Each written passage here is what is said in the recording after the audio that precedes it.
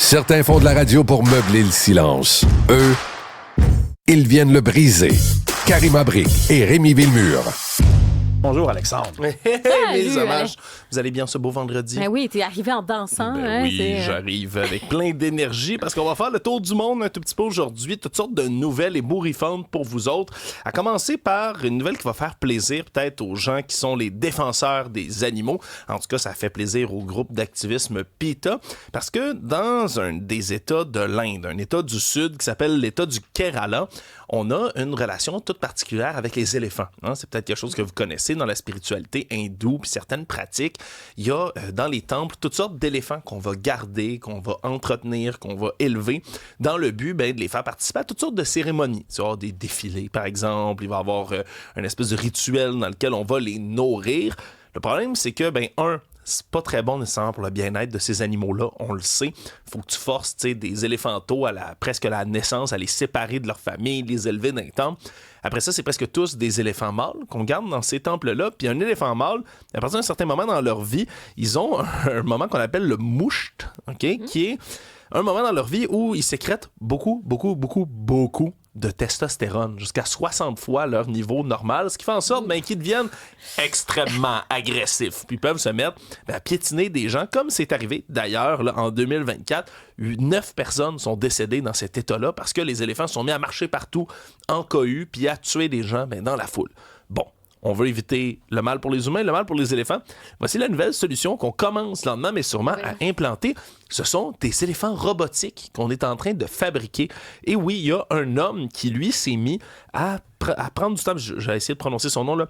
Prashant Prashkashan. Lui, il veut construire toutes sortes d'éléphants. Là, à date, il y en a une quarantaine qui ont été commandés de divers temples où, ils peuvent pas marcher, mais ils peuvent tout faire. T'sais, la queue bouge, la trompe peut même lancer de l'eau, les yeux se ferment et ouvrent. Puis on espère de faire, avec des animaux animatronics comme ceux-là, remplacer les éléphants dans les temples. Et là, il y a toute une division. Vous comprendrez? Il y a du monde qui disent bravo, c'est donc bien fantastique, il n'y aura plus d'éléphants qui vont souffrir, puis il y en a plein d'autres qui disent c'est pas ça la tradition. T'sais, les éléphants sont sacrés, c'est pas juste l'image d'un éléphant qu'on veut comme ça. Bref, je sais pas si vous avez planifié d'aller en Inde bientôt, mais vous pourriez voir de ces éléphants-là animés. La réponse, c'est non, mais c'est vrai que c'est extrêmement curieux quand même. Puis, on comprend ces enjeux-là de bien-être animal, mais c'est vrai que c'est pas la même affaire là, entre toi et moi. Là.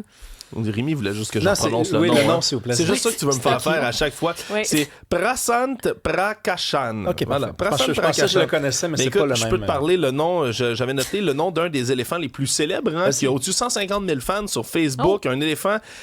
OK. Teshikokutuvakotvu Ramachadran. Mais moi, je pense qu'on a une piste avec toi, Alex. Ouais. Oui, pour le record Guinness, là, on cherchait. Là, moi, je pense qu'il y a quelque chose là. On tient quelque chose avec toi, Alex. Je travaille fort d'un coin. Bon, maintenant, je vais passer du côté des États-Unis parce qu'il y a eu il y a une espèce de cirque qui s'appelle le Nitro Circus. Okay? Peut-être qu'il y a des gens qui les connaissent, peut-être qu'ils ne les connaissent pas. C'est une espèce de cirque de l'extrême. Là. Eux veulent faire toutes sortes d'espèces de spectacles à la fois impressionnants, choquants, dans lesquels ils vont mettre toutes sortes de mises en scène qui sont dans des situations dangereuses. C'est mettre comme du banal de la vie normale dans de l'extraordinaire. Et je trouvais que ça valait vraiment la peine ce qu'ils ont révélé pas plus tard qu'hier.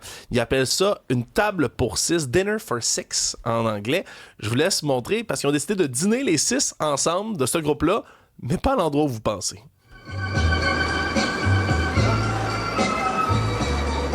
That's life. That's what all the people say. Alors, ce qu'on voit à l'écran, pour ceux qui nous suivent en visuel, les autres, je vous invite à aller voir ça sur leur propre page à eux, Nitro Circus. Ils font effectivement un petit dîner ensemble à 6 avec une table, la coutellerie est là, l'argenterie, les verres en vitre, la belle nappe, tout le kit. C'est juste qu'ils sont en plein vol parce que oui, on a largué la table avec tous les convives d'un avion et là, les convives ont eu comme 40 secondes pour faire des petits chin-chin, manger le plus qu'ils peuvent de leur vrai steak qui était sur la table avant que tout s'envole bien évidemment dans les airs. Mais le petit steak collé sur Bon, tu mangerais pas ça, toi? Un petit steak collé. Sincèrement, je sais pas comment ils ont fait pour les coller, mais ça a l'air que tout était comestible et que c'était faisable. Tout comme le verre de vin, là, moi aussi, je m'interroge de comment ça a tenu. Je pense qu'il est est comme gélatineux, oui, tu sais, c'est ça, un tout exactement. petit peu, mais tout était comestible. Il y en a qui ont du temps libre. Ben, écoute, moi, je vous avoue que j'ai le vertige épique. Hein, j'en avais déjà parlé ici.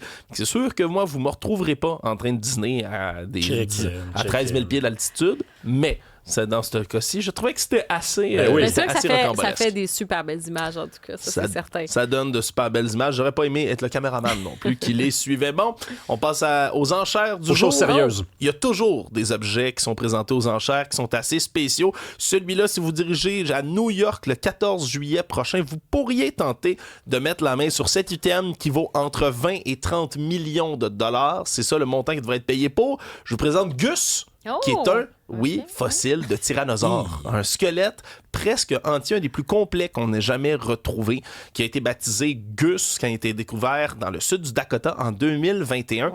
Quand on trouve des fossiles, c'est extrêmement rare qu'on les trouve au complet, voire presque impossible. Celui-ci est complet à 63%, ce qui est presque un record. 183 os fossilisés complets, 38 pieds de hauteur. C'est un énorme, un des plus gros Tyrannosaurus Rex qui a jamais été découvert. Mais comment ça se retrouve pas dans un musée? C'est horrible. C'est une bonne question. C'est une Voyons. bonne question. Je sais pas pourquoi moi non plus. Il doit se déjà en vend avoir comme dans ça. les musées. Ben, il y en a dans des musées. J'ai déjà Oui. pu en observer, mais quand même, tu sais, je veux dire, je sais pas quel genre de Si bien personne aimerait conservé. avoir ça dans son salon, surtout que c'est un des plus gros, un des mieux conservés. Ça pose toutes sortes de questions éthiques. On s'était déjà attaqué à ça dans les dernières semaines ici à l'émission, là, comme quoi les artefacts du Titanic, par exemple, sont protégés par la loi américaine. Oui. T'es pas censé les vendre. Il y a des gens qui ont survécu au Titanic qui vendent leurs artefacts, mais tu peux pas aller les chercher sous l'eau puis les vendre comme ça aux enchères. Bon, ça a l'air que c'est correct pour un fossile, tu sais, qui date entre 72 et 66 millions d'années avant nous.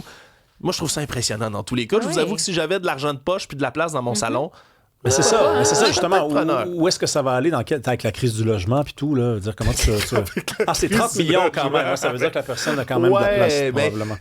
j'ose croire que quelqu'un qui achète un fossile entier de tyrannosaure, c'est pas juste pour donner à son chien dans un coin. On s'entend.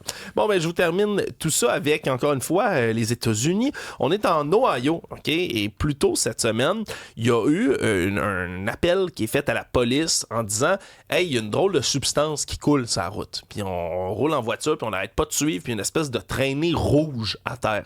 Et là, ben, les chars de police se mettent en route, commencent à essayer de te retrouver, tu sais, suivre littéralement la piste qui coule à terre sur des dizaines et des dizaines de kilomètres, finissent par intercepter un camion. Puis l'arrière du camion, je vous montre à quoi ça ressemblait, ça coule. Puis ça coule pas à peu près d'une substance rouge, gros ketchup? visqueuse. Non, Du Jell-O? c'est de la sauce Frank's Red Hot. Oh. C'était un chargement de 40 000 livres de sauce Frank Red Hot qui est à l'arrière du camion.